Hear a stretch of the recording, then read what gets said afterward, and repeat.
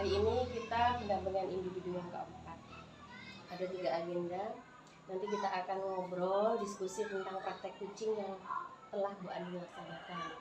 Kemudian yang kedua nanti kita akan ngobrol terkait yang kemarin Bu Andi sudah laksanakan observasi pembelajaran di kelas yang kemudian dinilai atau diobservasi oleh rekan sejawat. Dan yang ketiga nanti tentang aksi nyata 21/9. Kita mulai ya Bu Andin. Nah, ini Bu Andin, dari praktek kucing yang sudah Bu Andin laksanakan, menurut Bu Andin apa saja hal baik yang sudah Bu Andin lakukan? Untuk kegiatan kucing ini saya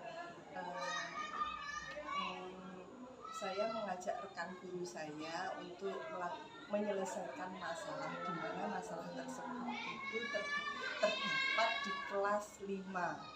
Jadi sebenarnya masalah di sekolah itu banyak, Bu, tapi saya mengambil dari masalah itu karena masalah itu memang harus segera diselesaikan, seperti itu. Terus kemudian menurut Bu Andin kan sudah melaksanakan kucing ini tidak hanya sekali ya, sudah beberapa kali berulang-ulang ya. Nah ini menurut Bu Andin secara pribadi, dari pribadi Bu Andin yang perlu ditingkatkan lagi dalam kapasitas kucing itu apa? Kalau saya sendiri jujur saja karena kegiatan coaching ini saya harus memberikan sebuah pertanyaan dan saya berusaha untuk tidak memberikan jawaban, itu yang membuat saya harus selalu konsisten karena setiap pertanyaan yang kembali dari coaching itu biasanya mengalahkan saya untuk menjawab. Nah, ini adalah sebuah tantangan saya, bagaimana saya harus mengembalikan pertanyaan terbuka kepada coach saya sehingga coach saya mampu menyelesaikan permasalahan. Oke, berarti itu ya Bu ya, bab pertanyaan. Terus Bu Andi, ini tentang perasaan. Bagaimana perasaan Bu Andi setelah memberikan arahan atau mengajak Kuci untuk menemukan itu tadi apa solusinya mereka? Yang pertama, pada saat proses Kuci itu saya sangat tertantang ya, karena harus ada feedback secara terus-menerus, umpan balik secara terus-menerus, karena apa yang menjadi pertanyaan Koji harus saya tangkap dengan baik, saya harus menjadi pendengar yang baik. Itu yang membuat saya itu merasa tertantang. Terus ketika selesai kucingnya? Setelah selesai kegiatan coaching, saya merasa puas, saya senang karena saya bisa membantu rekan saya menyelesaikan masalahnya. Luar biasa. Terus adakah komentar dari kucinya Bu Andi tentang kegiatan ini? Ya, kemarin saya setiap kegiatan coaching itu seperti kemarin itu saya selalu melakukan refleksi bersama rekan guru, di mana bagaimana sih perasaannya melakukan kegiatan coaching dengan saya selaku coach, terus bagaimana juga apakah harapannya si coach sudah tersampaikan, maksudnya apakah penyelesaian dari coach yang coach harapkan itu sudah sesuai atau bukan, itu kita lakukan refleksi. Biasa ini ya. Jadi terus Bu Andi untuk masalah kucing itu memang satu skill, jadi harus diulang-ulang. Bu Andi harus mengulang-ulang terus untuk bisa refleksi, mengulang lagi refleksi untuk bisa benar-benar menjadi expertnya. Ya baik Bu Andin, kita akan lanjutkan ke observasi kelas yang kemarin Bu Andin lakukan bersama rekan sejawat. Pengalamannya seperti apa Bu? Sebelumnya pada awal pembelajaran saya masih kesulitan, di mana RPP yang diminta oleh Bapak Fasilitator selaku yang menjembatani saya dalam kegiatan di LMS itu masih belum sesuai. Terus kemudian saya melakukan kolaborasi dengan rekan CGP, ternyata saya baru menemukan seperti itu yang benar untuk kegiatan berdiferensiasi. Terus akhirnya saya membuat perbaikan, terus alhamdulillah dari perbaikan itu saya mendapatkan apresiasi baik dari fasilitator saya. Kemudian saya menerapkan, dan pada saat setelah saya menemukan jawaban tersebut, apa yang menjadi aksi nyata saya untuk pembelajaran diferensiasi kemarin, langsung mendapatkan perhatian baik dari Bapak Fasilitator. Terus secara pribadi Bu Andin, apa yang perlu Bu Andin tingkatkan lagi untuk pembelajaran berdiferensiasi ini? Untuk pembelajaran diferensiasi itu dibutuhkan kesabaran yang cukup, karena dimana setiap penyusunan rencana atau RPP itu membutuhkan pemetaan setiap harinya. Nah, itu yang menjadi tantangan untuk saya. Terus kemudian ini Bu Andin, rekan Bu Andin yang kemarin menilai Bu Andin itu bagaimana komentarnya?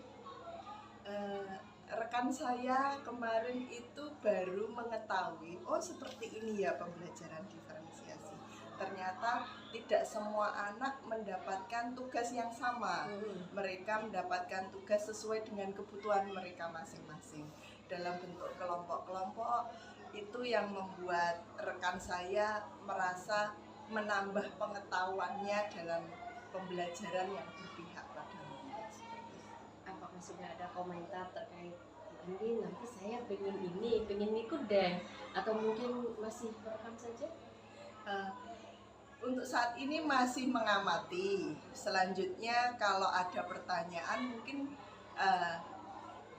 beliau menyampaikan bahwa kalau nanti ada sesuatu hal yang perlu saya tanyakan, siap ya Bu Andin nanti untuk menjawab. Oh kalau saya bisa menjawab, saya akan membantu seperti itu. Saya berarti sudah ada niatan untuk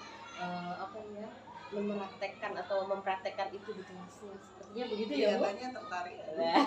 Luar biasa sekali. Oke, kita lanjut Bu Andin, ini terkait dengan aksi nyata. Dua satu diferensiasi sama dua sosial emosional ya Bu. Bagaimana tugas aksi nyata tersebut? Apakah ada kesulitan atau kendala yang menghalangi Bu Andin? Untuk aksi nyata pembelajaran berdiferensiasi dengan pembelajaran sosial emosional ini menurut saya sangat berbeda dengan aksi nyata sebelumnya.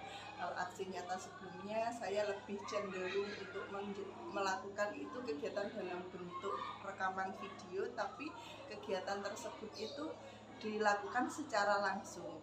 Nah, sementara untuk pembelajaran diferensiasi ini juga secara langsung, namun ada rencana-rencana di belakangnya seperti itu. Jadi ada sebelum kegiatan aksi nyata itu ada rencana seperti RPP, pembelajaran sosial emosional juga sudah ada rancangan sebelumnya, itu yang membuat aksi nyatanya sedikit berbeda dengan sebelumnya. Terus bagaimana perasaan Bu Andin selama menjalankan itu? Saya merasa senang Bu, ternyata anak-anak penuh semangat. Apalagi yang pembelajaran sosial emosional itu anak-anak itu lantangnya luar biasa suaranya, karena apa? Gambar yang sudah ditampilkan itu menggugah semangat anak untuk menjawab. Kompak dengan seragam, penuh semangat menjawab apa yang menjadi ekspresi dari gambar-gambar yang saya tampilkan. Luar biasa. Terus menurut Bu Andin, hal baik atau mungkin sesuatu yang kedepannya terkait dengan aksi nyata tersebut, terkait pembelajaran berdiferensiasi dan juga sosial emosional yang perlu Bu Andin perbaiki di sisi mana? Hal yang perlu saya perbaiki pada sisi itu mungkin ya, saya harus konsisten itu Bu.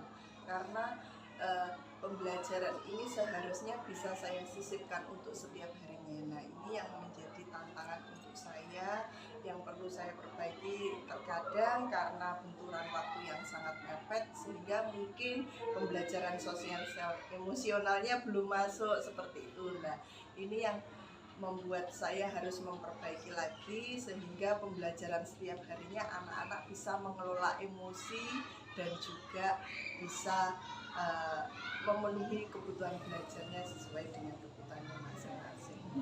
Luar biasa. Jadi pada konsistensi ya Bu, memang ini ya Bu, program guru penggerak ini suatu program yang nantinya sebenarnya yang dilihat adalah ketika Yayan sudah lulus. Jadi setelah jadi guru penggerak itu seperti apa sih, bukan pada saat ini.